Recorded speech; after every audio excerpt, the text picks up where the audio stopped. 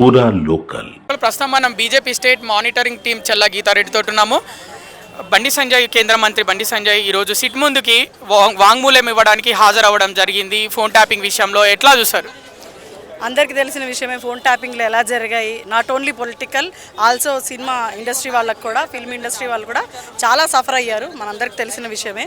వాటికి సంబంధించిన ఆధారాలు ఏవైతే మా కేంద్ర మంత్రివర్యులు బండి సంజయ్ గారి దగ్గర ఉన్న ఏవైతే ప్రూఫ్స్తో సహా మేము వచ్చామో అవి అక్కడ పెట్టడానికి ముందుంచడానికి వచ్చాము.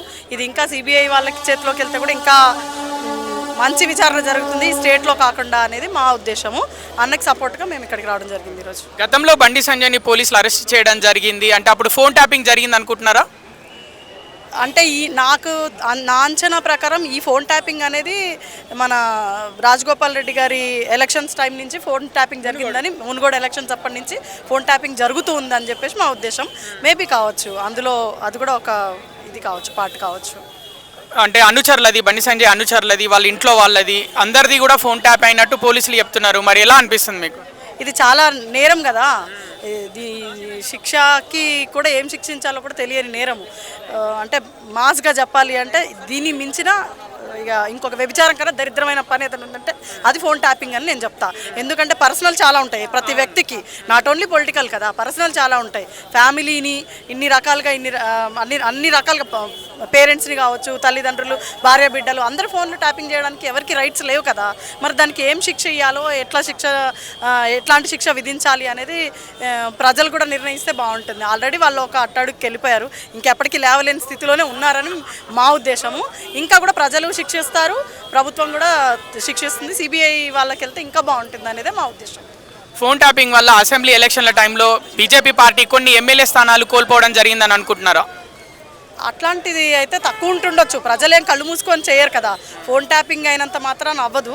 రాజకీయాల్లో కొన్ని ఎత్తుగడలు ఎవరికైనా ఉంటుండొచ్చు. అట్లాంటి వాటి వల్ల అంటే మా ఎత్తులు జిత్తులు ఎవరి వాళ్ళకు ఉంటాయి. వాళ్ళ ప్లాన్స్ తెలుసుకొని ఏమైనా వెనకాల నుంచి బ్యాక్గ్రౌండ్ వరకు జరిగి ఉండొచ్చు. మేబీ అంటే మా వ్యక్తుల్ని వాళ్ళ వైపు టర్న్ చేసుకునే ఛాన్స్ అయితే ఉంటుంది కదా.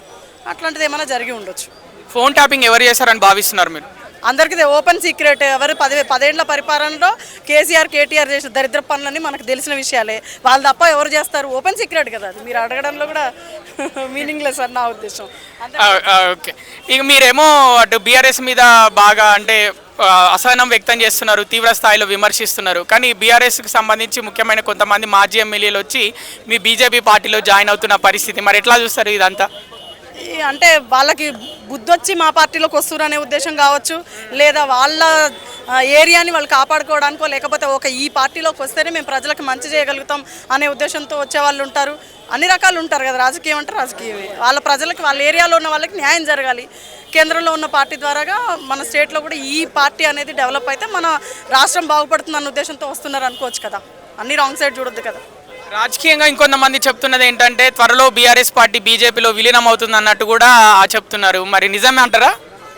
ఇక ఇట్లాంటివన్నీ మాట్లాడతాం. మీరు ఏంటంటే మీ ఛానల్ గురించి, మీరు డెవలప్ అవ్వడం గురించి ఇట్లాంటి క్వశ్చన్స్ అడుగుతూ ఉంటారు. అసలు పడందే వాళ్ళకి, మాకు ఇప్పుడు మేము విచారణ చేస్తుందే వాళ్ళ గురించి, మా దగ్గర ఉన్న ప్రూఫ్స్ అక్కడ పెట్టడానికి వచ్చిందే వాళ్ళ గురించి. వాళ్ళని ఎట్లా మాలో కలుపుకుంటామని మీరు అంటారు. మరి త్వరలో స్థానిక సంస్థల ఎన్నికలు రాబోతున్నాయి. ఒక మహిళా బీజేపీ నాయకురాలుగా మరి ఎలా సన్నద్ధం అవుతున్నారు? మా లెవెల్లో మేము గ్రౌండ్ లెవెల్లో వర్క్ స్టార్ట్ చేసుకున్నాము. ఎక్కడ మైనస్ ఉన్నాయి, మనకి ఎక్కడ ప్లస్ ఉన్నాయి, ఏం చేస్తే బాగుంటుంది, పబ్లిక్ ఇష్యూస్ ఏంటి, మేము ఆల్రెడీ గతం నుంచే మేము ప్లానింగ్లో ఉన్నాము. ఏ విలేజ్లో ఏం ప్రాబ్లమ్స్ ఉన్నాయి, మండల్లో ఎట్లా ఉన్నాయి, ఏ జిల్లాలో ఎలా ఉన్నాయి, ఎక్కడ ఏం ప్రాబ్లమ్స్ ఉన్నాయి అనేది మా లెవెల్లో మేము సర్చ్ చేస్తున్నాము. డెవలప్ చేయడానికి మా పనులు మేము స్టార్ట్ చేసుకున్నాము. ఆల్రెడీ కూడా వర్క్ ప్రాసెస్లోనే ఉన్నాము.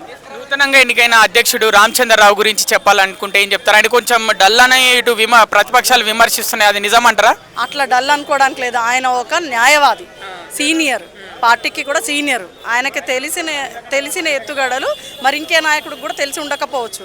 Slow and steady wins the race. మీరు స్లో అనుకుంటున్నారు కదా, ఆయన స్లో కాదు. మీరు అనుకున్నా కూడా slow and steady wins the race. అంటే గెలవాలి అంటే అలాంటి వాళ్ళే ఉండాలి అని మా ఉద్దేశం. ఇప్పుడు గ్రామాల్లో బీజేపీ పార్టీ వీక్ ఉందని, ఇప్పుడు గ్రామాన బీజేపీ అనే కార్యక్రమం చేస్తుందని అంటున్నారు బీఆర్ఎస్ వాళ్ళు, కాంగ్రెస్ వాళ్ళు. Let us wait and see. ఏం జరిగిద్ది అనేది ప్రజలు ఇచ్చే తీర్పుని కదా అనాలి. వాళ్ళు వీళ్ళు అంటే అది నిజమైపోదు కదా. మా ప్రయత్నం మేము చేస్తున్నాము, ప్రజల్లోకి వెళ్తున్నాము. ఆల్రెడీ ఎవరైతే those who are educated people they know everyone ఏం చేస్తే ఏం బాగుంటుంది అనేది. కొంచెం విలేజ్ లెవెల్లోకి వెళ్తే వాస్తవం ఏంటంటే ఊర్లలోకి వెళ్తే కొన్ని సైడ్స్, అన్ని విలేజ్లు అనను నేను, సపోజ్ ఒక నల్గొండ సైడ్ కావచ్చు, ఖమ్మం సైడ్ కొంచెం ఏదైనా వీక్ ఉన్న ఏరియాస్ ఉంటే మేము ఎట్లా డెవలప్ చేసుకోవాలో మాకు కూడా తెలుస్తుంది కదా. అది ఓపెన్ సీక్రెట్, అది తెలుస్తూనే ఉంది. వీళ్ళు వాళ్ళని ఎట్లా ఎడ్యుకేట్ చేయాలనేది మా ప్లానింగ్స్ మాకున్నాయి, మేము చేస్తాం.